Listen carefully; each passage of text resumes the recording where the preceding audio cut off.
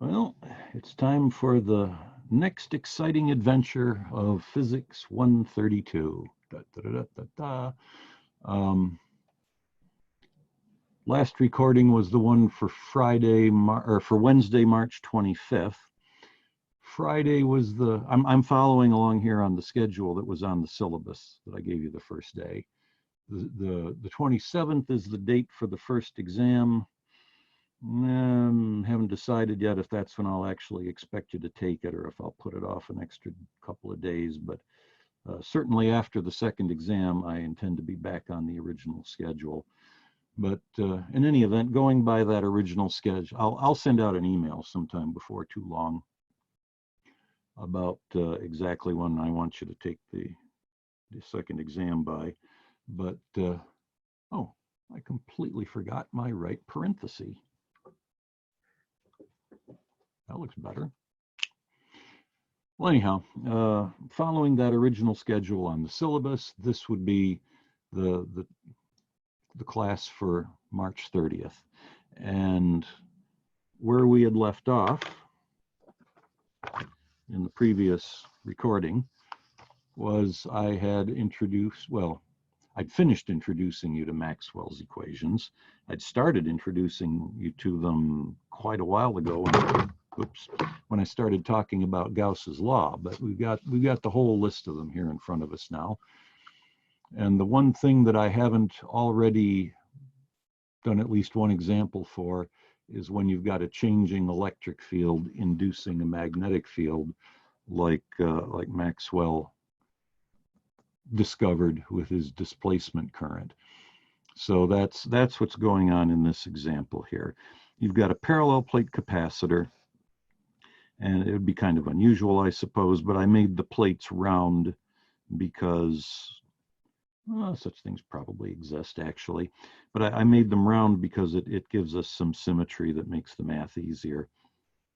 And up until t equals 0, this switch was open and there was no current flowing. At t equals 0, the current begins, you close the switch. And so we're looking at this a very short time later while this electric field is building up. Around that electric field would be an induced magnetic field like I've drawn here. And it gives us a bunch of numbers. The question is, what is the magnetic field as a function of R? Right at the center, the magnetic field would be 0, and it gets stronger and stronger as you work your way outward because the magnetic field is proportional to the amount of flux. The magnetic field along some path is proportional to how much electric flux passes through that path. And the further out you go from the center, the more flux there is passing through some imaginary path that you're integrating along. So the strength of the field builds up until you get to the outside edge of the capacitor. And then once you're outside, it gets weaker with distance, but the question doesn't ask about that. So that's kind of what's going on.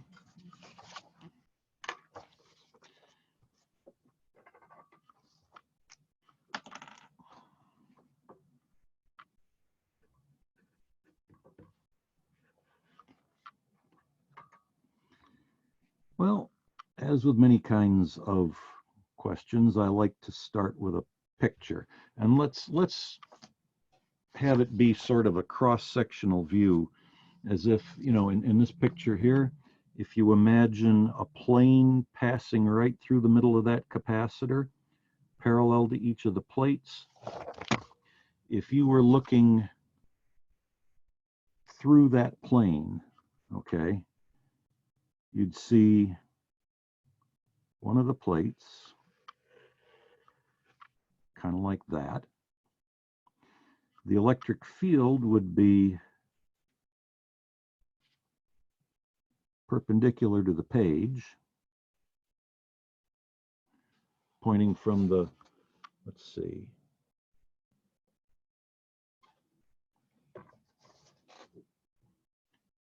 I guess this is drawn looking at it from the right-hand side of the picture, because the electric field would be going toward you, coming out of the positive plate. You have to pick some path to apply Ampere's law to. And the sensible thing, as usual, is to take advantage of the symmetry of the situation. This has a circular symmetry, so use a circle concentric with this circular plate of the capacitor. There's the center right there. And the circle has a radius r. And as in other similar situations, if you take the path and divide it up into lots of little pieces, each of a length ds, the magnetic field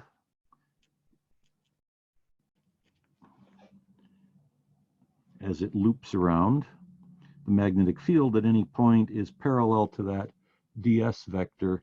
And so when you go to calculate the quantity b dot s, or if you're integrating b dot ds, the cosine is 1, is what I'm trying to lead up to here. So b times s times cosine of theta. This is Ampere's law as modified by Maxwell that I'm writing down. That's the original form of Ampere's law right there. And as I explained last time, Maxwell added this additional term involving his so-called displacement current.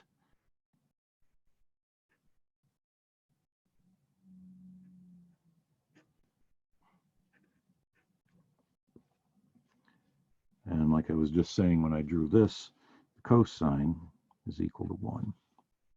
Furthermore, the current is 0, okay? This path here, if you go back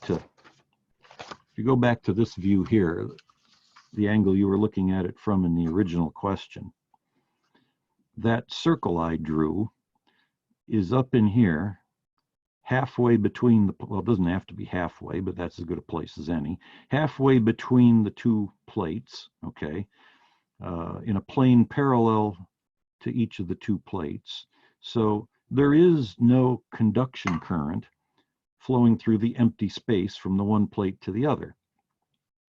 You have, well, if you want to think in terms of electron flow instead of conventional current, you have a bunch of electrons come out of the negative side of the battery and they flow along, and those electrons deposit themselves all over this plate and go no further. Meanwhile, the positive terminal of the battery is sucking electrons out of the positive plate. In the empty space in between, there are no moving charges. So the rate of charge flow in between the two plates, you know, it's like the other plate is above the page here, half an inch higher or something like that. There is no current there. What you have is a changing electric flux. So let's fill a few things in. The length of the path, well, B is what the question asks me for. S means the length of the path, and the path I've chosen is a circle, so that would be its circumference, 2 pi r. And I can wait to fill in numbers from u naught and epsilon naught. It's easier just to write the symbols for the time being.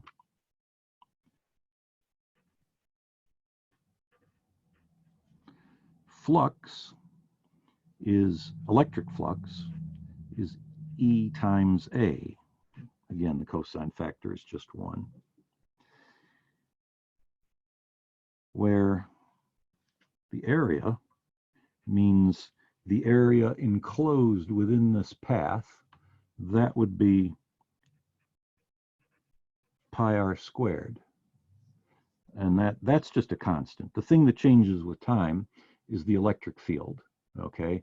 the area enclosed, the area doesn't change. This path doesn't get bigger or smaller or anything. So A can be shoved out in front of the derivative along with these two constants here.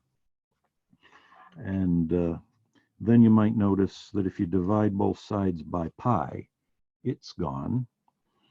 And if you divide both sides by r, one of these two gets canceled out. And so the magnetic field, the induced magnetic field that temporarily exists inside this capacitor while it's charging, would be mu naught epsilon naught r. This r from over here goes up there with those guys.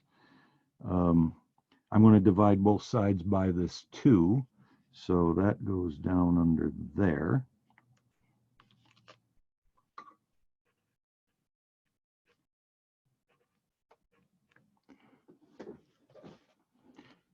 And you've got the derivative of the electric field from here, dE over dt.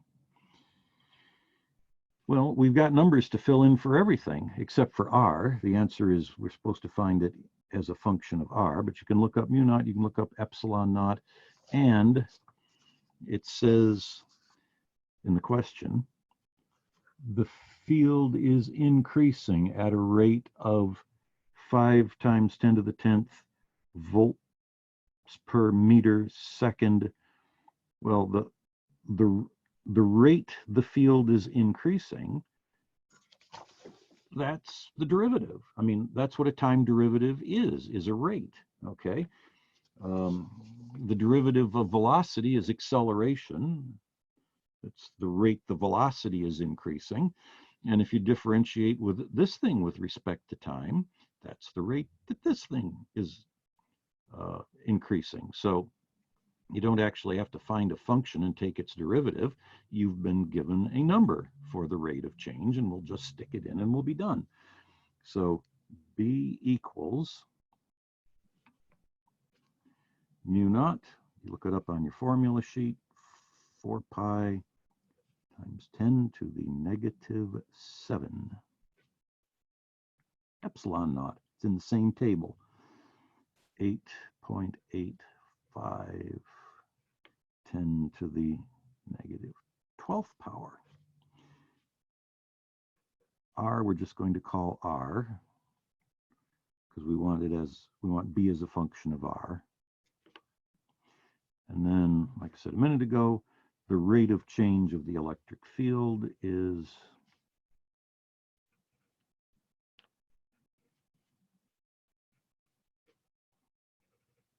I'm not sure why I'm bothering to write the units on that, because I didn't bother to write the units on any of these other numbers, but there it is. So you multiply that times that divided by 2, and the answer is 2.78 times 10. Apparently it's 10 that I can't write this time. The negative 7. If you want units on that, it would be Teslas per meter, because I mean, you don't have to work your way through all of this. Just look at the fact that as far as the unit goes, just look at the fact that this has to come out in Teslas. Teslas per meter, radius would be in meters, so I guess all the units on these must work out to Teslas per meter. That's the quick way to get it. And that's done. That's the answer. That's what the question asked for. So B is directly proportional to R. If you're twice as far from the center, the field is twice as strong, and so on. And then this little paragraph here kind of repeats something I mentioned during the previous recording, that Maxwell's modification of Ampere's law says that a changing E field induces a changing B field, just like a changing B field induces a changing E in Faraday's law, which suggests the possibility of electromagnetic waves. Actually, once Maxwell had his equations in front of them, he was able to sit down and calculate what the speed of electromagnetic waves would be, the speed of propagation. And wouldn't you know, it turned out to be the speed of light in a vacuum. Since we're not offering Physics 133 this year, I'll throw this in just as a little footnote. You're not actually going to be tested on this, but it turns out that the speed of electromagnetic waves, we'll use the letter C for that,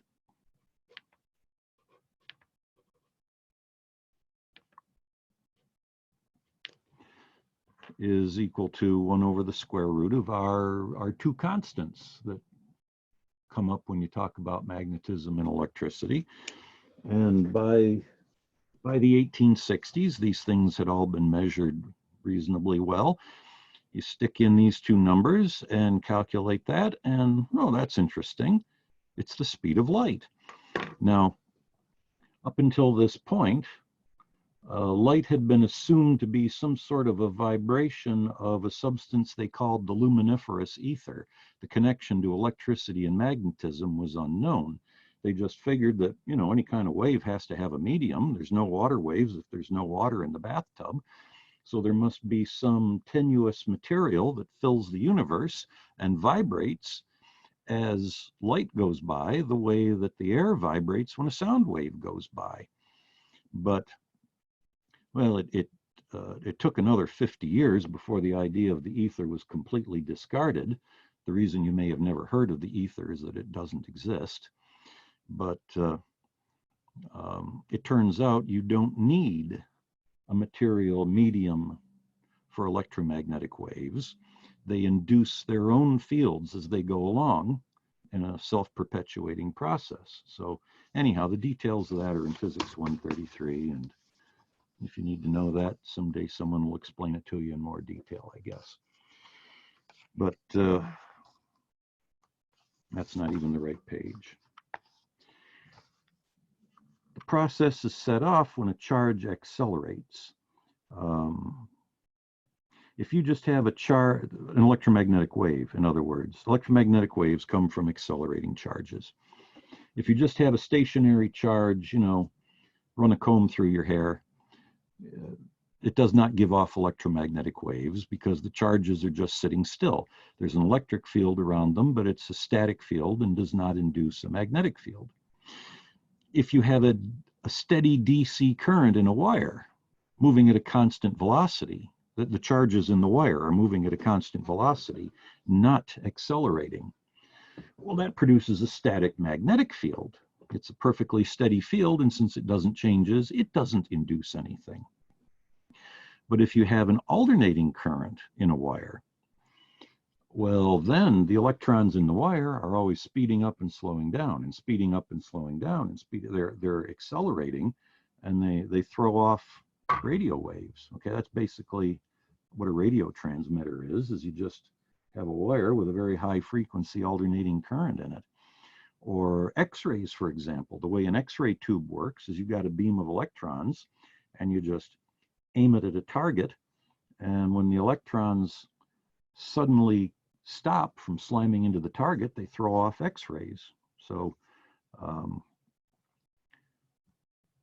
in the years after Maxwell came up with his equation, electromagnetic waves with lots of other frequencies outside the visible range were discovered, and this is now known to be the nature of light: radio waves, X-rays, microwaves, ultraviolet, all those sorts of things. Okay, time to start section 10.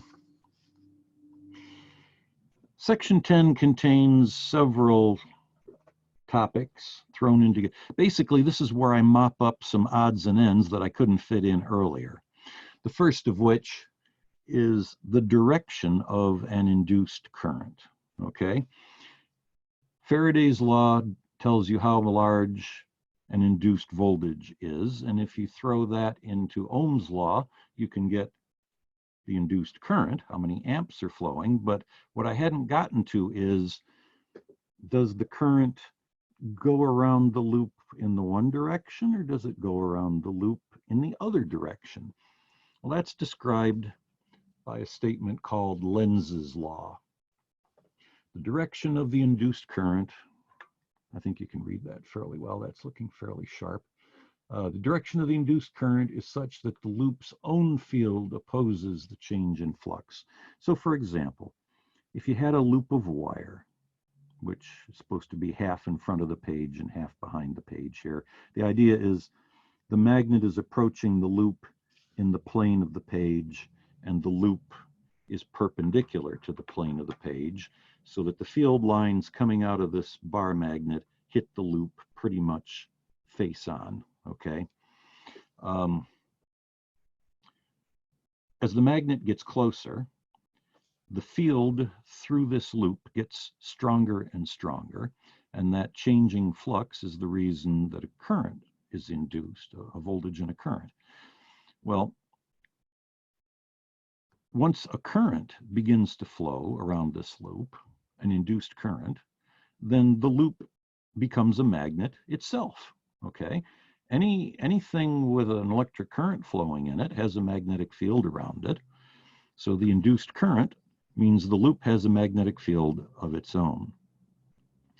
The direction of that magnetic field will oppose the change in flux, which in this case, as the magnet becomes closer, the flux through the loop changes. Okay, it's kind of like some old people, you know, that they just never want to see anything different than the way they used to be. This loop here says, "Oh, kids today, you know, the flux is increasing. When I was a kid, we had a nice small flux, and that was better." And because it doesn't like it, it makes its own magnetic field point the other way, so that it'll cancel out.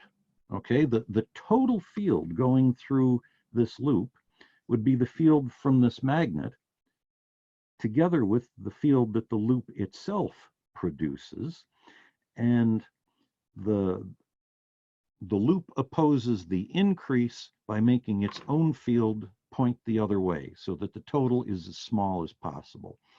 Once you know the direction of the field, well, I kind of wrote it all out step by step as you go down the page here.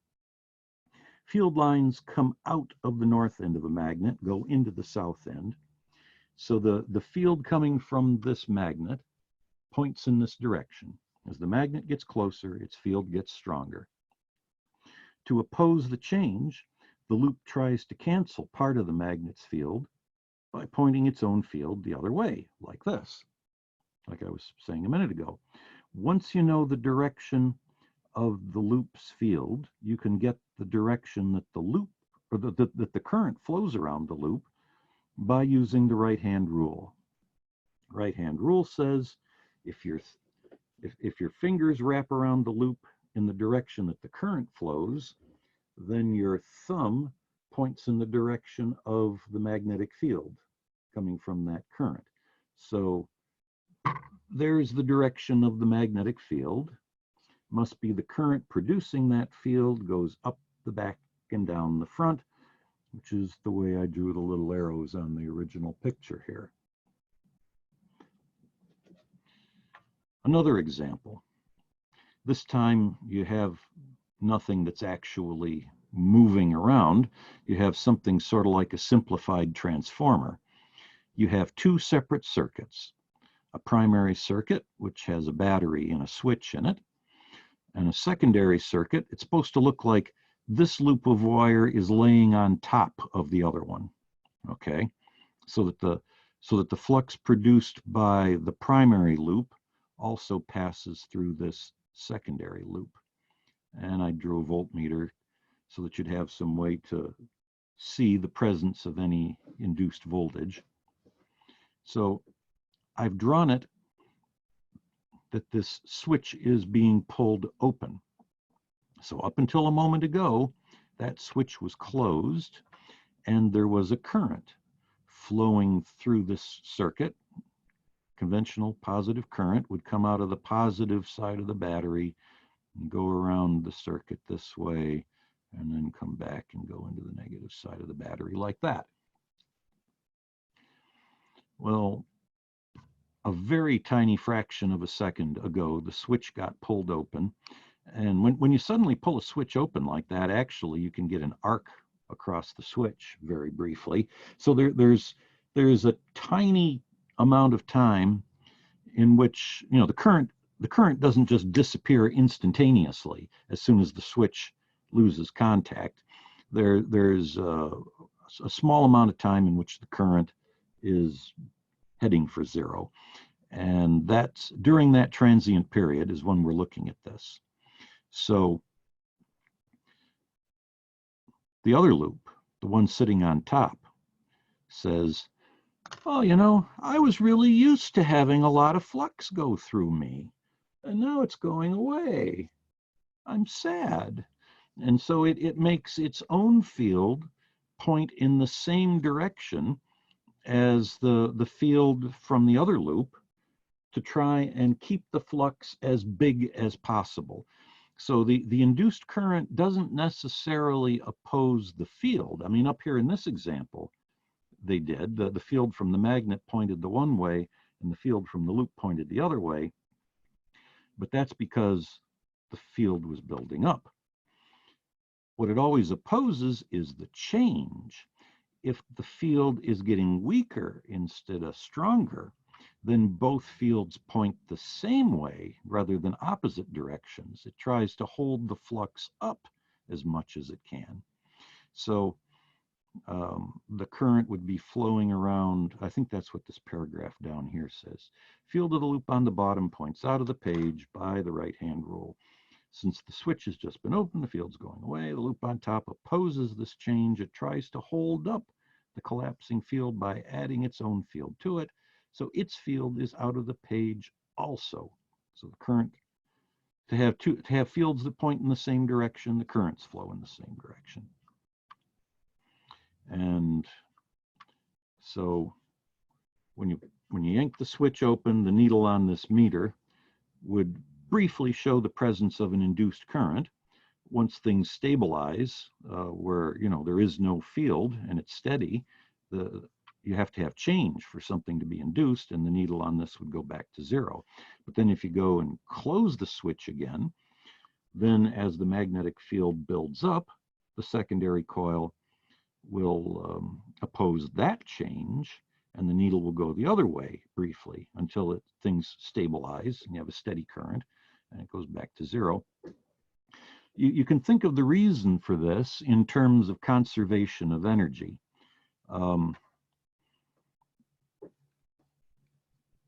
The field, like going back up to this example, if you want to talk about the north and south ends of this magnet, the current carrying loop is a magnet. It's an electromagnet. Field lines come out of the north end of a magnet and they go into the south end. So this side is north, which means as you push this thing along, the north pole, you're pushing it into the north pole of this electromagnet here. So you have to do work to push it along. It's being repelled by this other magnetic field. So you have to keep supplying energy. You have to do work to push this thing along. That energy is transmitted through the magnetic field into the loop, where it makes the current flow around. As the current flows through the resistance of the wire, the energy ultimately ends up being converted into heat. And all of that makes sense. Consider what the alternative would be. If the magnetic field of this loop pointed the other way, then this would be the south side of this electromagnet, and our bar magnet here would be attracted rather than repelled. So if you want to think of this in some nice, uncomplicated environment, like floating around in the International Space Station or something, you'd have this loop of wire hanging over here, and you have this magnet floating around over here. And if you just give the magnet a little tap to make it slowly start moving, then it would induce a little bit of a current, which would attract the magnet and make it go faster, which would induce a bigger current, which would, you know, as time goes, the magnet goes faster and faster and the current gets bigger and bigger. So you've got more and more heat being generated here. At the same time, this is getting more and more kinetic energy.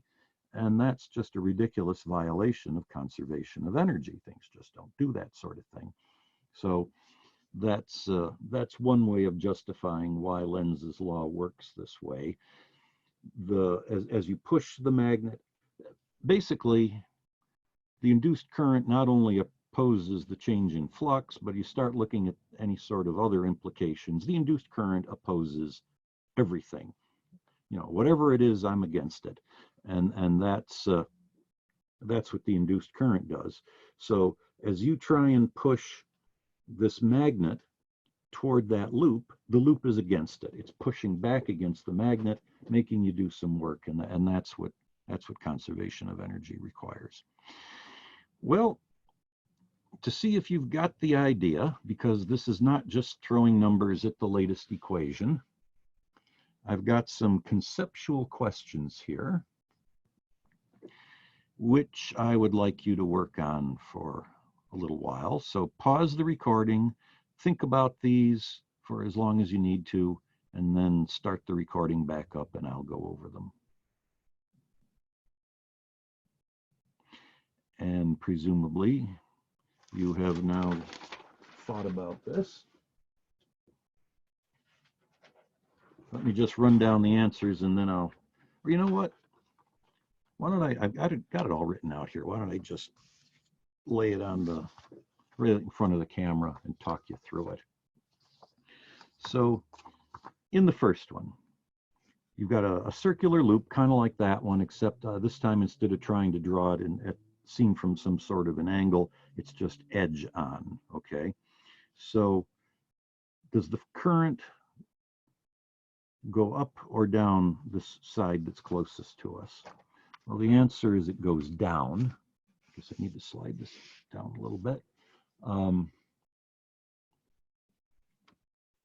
I wrote myself a little note up here that I should probably pass along. When you go to do the homework for section 10, actually some of the problems in the homework are based on some formulas from section 9, which hopefully you haven't completely forgotten in just a week. But I didn't repeat going over those formulas again. That would sort of be overkill, but something to keep in mind when you go after the homework. It's maybe sort of like I had a little more homework for section 9 than really fit in 1 week, and a little bit less homework for section 10 than really fit in 1 week, so some of it kind of spilled across the line. Anyhow,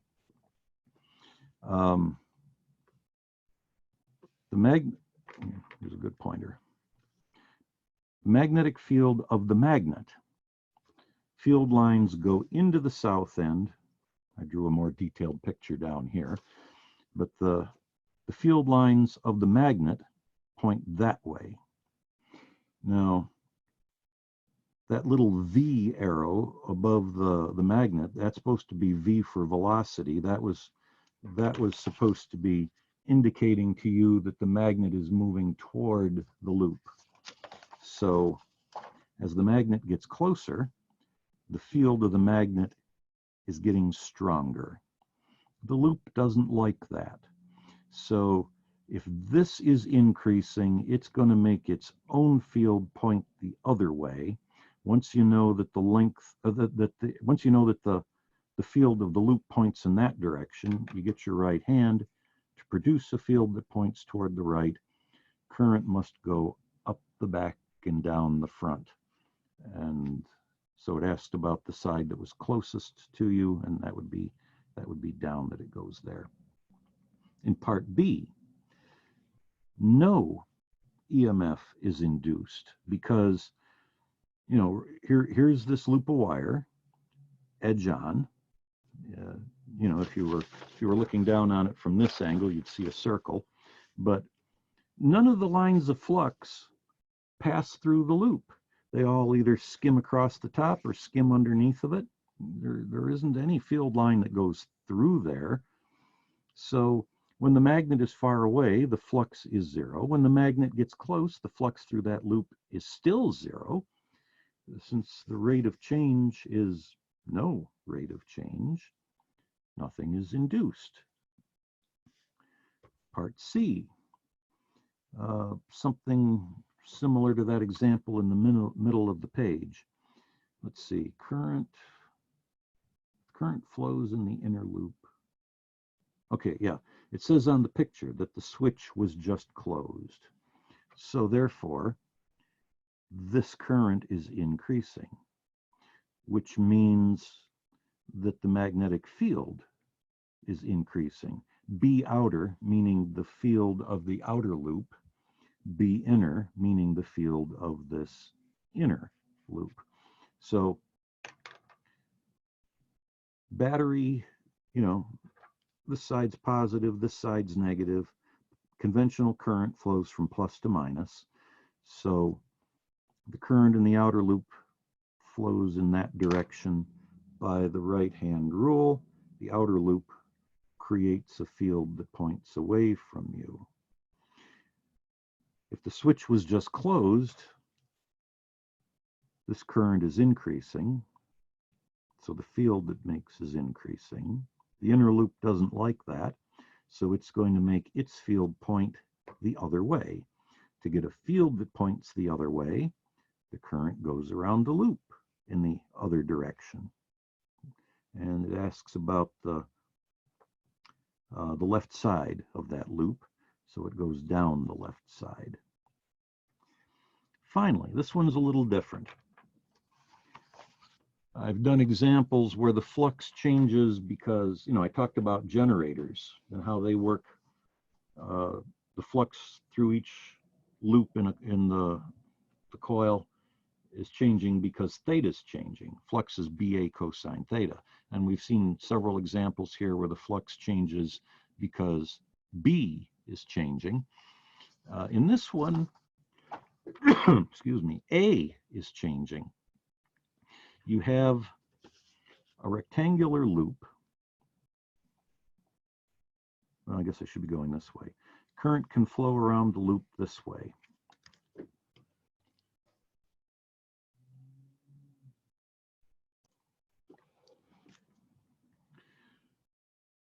So there's no battery or anything here. This is strictly an induced current.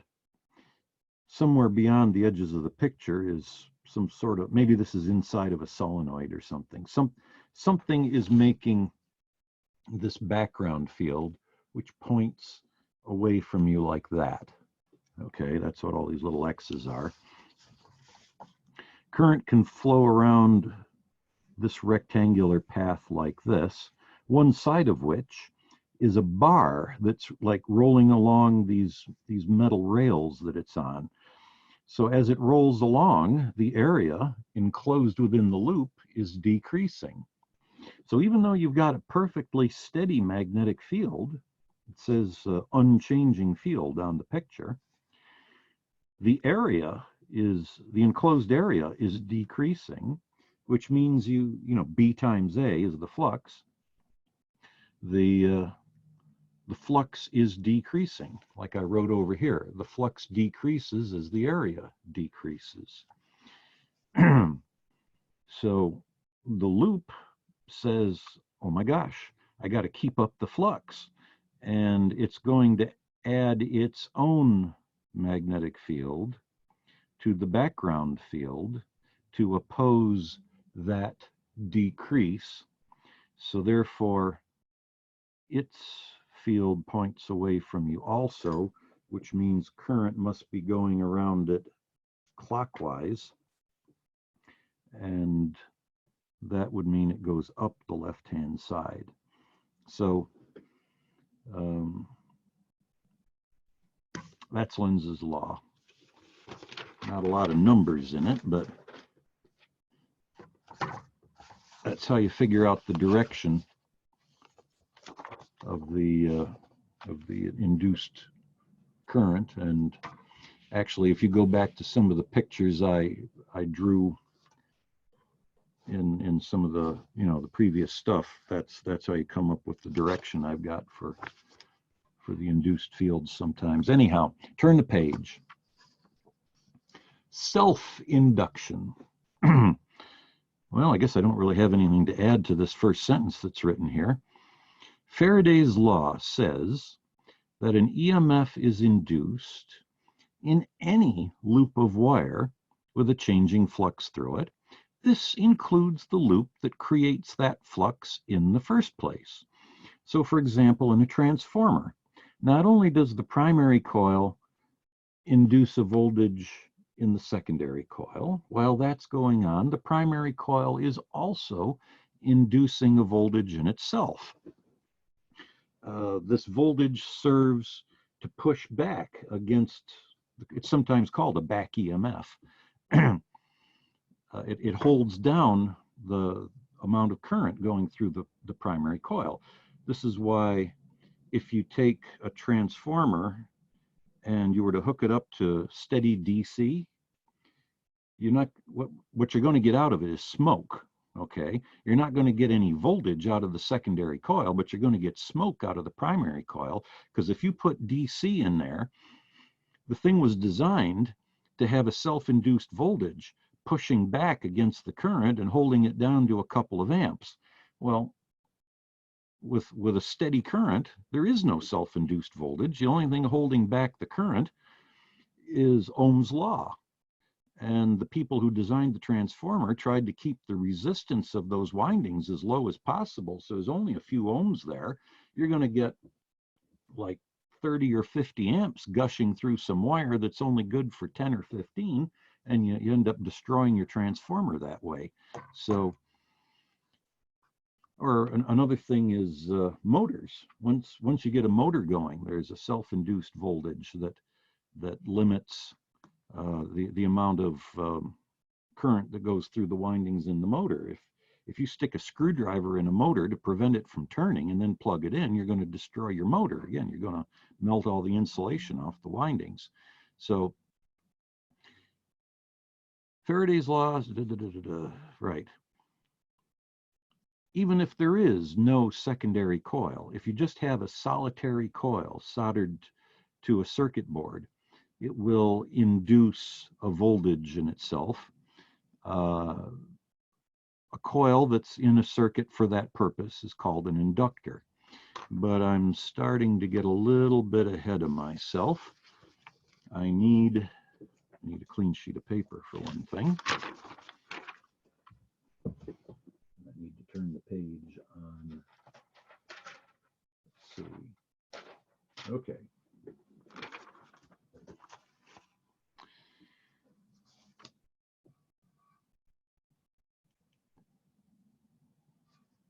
Definition. Except I don't know where I put my pen. There it is.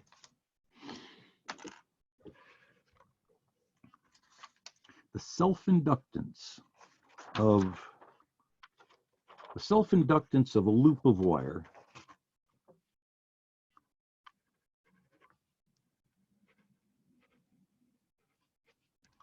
is represented by the letter L. And for one loop, the self-inductance means how much flux do you get per amp. Okay. The more magnetic flux produced by 1 amp, the bigger the inductance of that loop of wire. So it would be affected by things like the size of the loop and so on. Well, quite often you're talking about a coil that has multiple loops. So to make it a more general definition,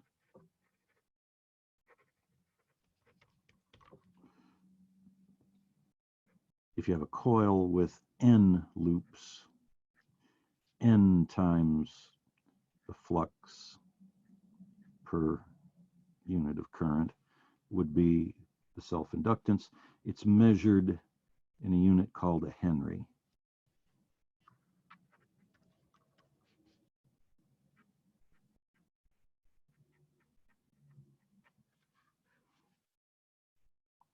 Henry was, maybe I'm mixing up my historical characters, but off the top of my head, I want to say he was the first head of the Smithsonian Institution. And he actually independently discovered some of the same things that Faraday did. Not very long at all. You know, communication across the Atlantic back then wasn't as good as it is now. And Henry came up with the idea of induction as I believe independently from Faraday, and not that much later in time. If you want to you know, what is it in terms of other units we've already encountered? Flux would be measured in Webers. Current is measured in amps. So I suppose I should specify this is magnetic flux, a Weber per ampere.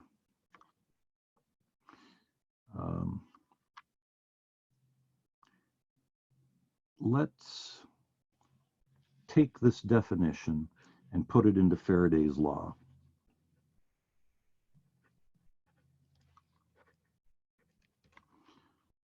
According to Faraday, the induced voltage in a coil equals minus N times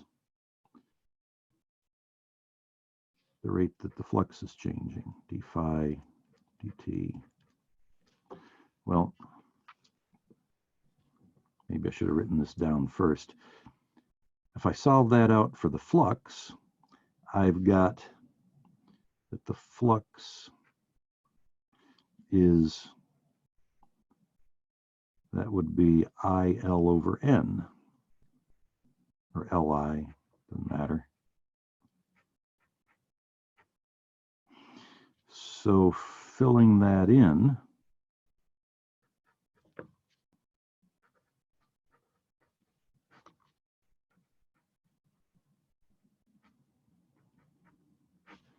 the N's cancel out, and now L, the inductance, is not a function of the time, okay? The self-inductance of a coil depends on things like its diameter and, you know, various details of how it was constructed. Once you've made the thing, that's the inductance of that coil for as long as it exists. So that's just a number. We can take that out front. L times the derivative of the current.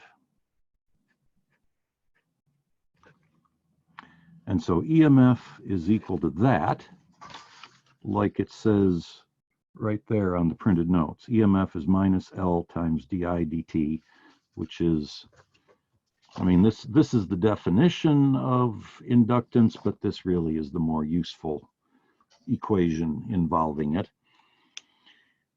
A more rapidly changing current creates a more rapidly changing magnetic field, and that more rapidly changing magnetic field will induce a larger voltage. So the faster the current changes, the bigger the self-induced voltage. Okay, so that's with a coil that's inducing a voltage in itself. If you've got something like a transformer where one coil induces a voltage in another, you have a similar concept called mutual induction, or inductance, I'm sorry.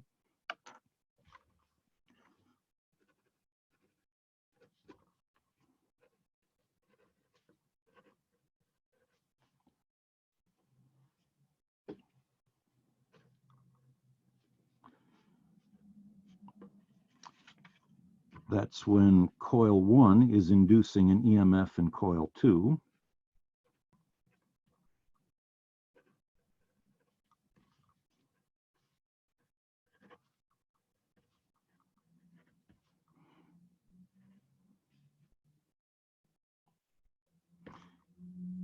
And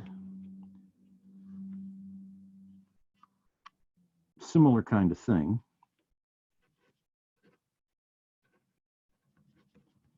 Mutual inductance, they use the letter M for that, which seems a little more obvious than L for self-inductance. It's almost the same, or I should be pointing up here. It's almost the same definition, except here everything refers to one coil.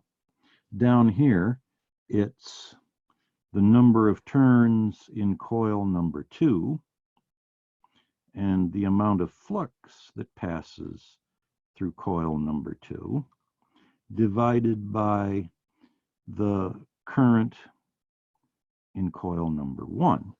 So the current in coil number 1 creates a magnetic field, and however much of that magnetic field passes through coil number 2 times the number of loops in that coil, Anyhow, I'm not going to write out all the details again, but you do a similar kind of thing to what I was doing up here, where you take this and you put it into Faraday's law, and the EMF in coil number 2 equals minus M times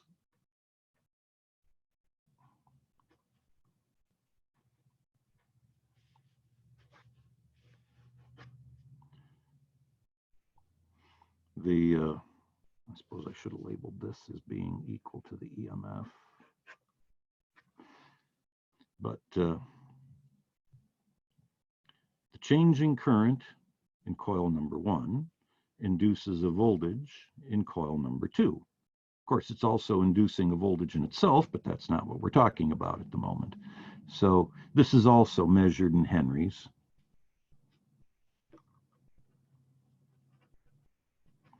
Mutual inductance, self-inductance are dimensionally the same. They have the same unit on them. And the next thing on the sheet is an example, but I think I'd better save that for the next class. So, signing off for now.